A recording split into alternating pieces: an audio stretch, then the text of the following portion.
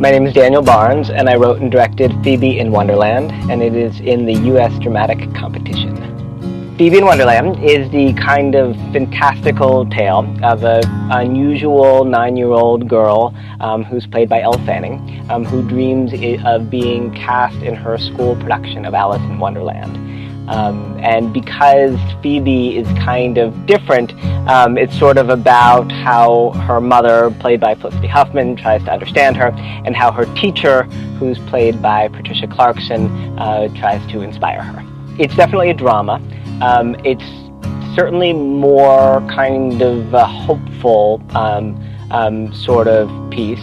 And I think it's one that kind of ultimately celebrates the possibilities of the imagination. When I was growing up, I was definitely like the weird kid.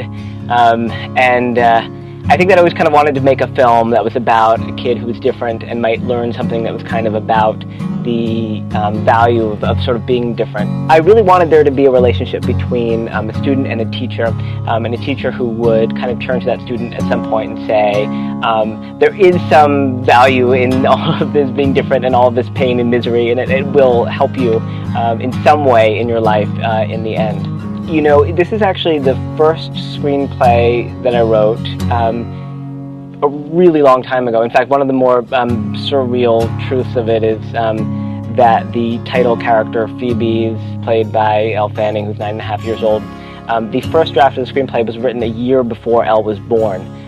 So it's been a very long time in the making. I do think that the actors who sign on to these projects before they are 100% greenlit, especially in the independent world, are really, really brave. And I think that the actors, those 5 leads in our film, did that, and I really applaud them for being brave enough to do it. If you surround yourself with the right people, there is just, there's an immense ability, immense talent and experience that you can kind of draw on. They've all been doing this for a really long time, and so at a certain point, you have to just rely on their expertise because they're all really good at what they do.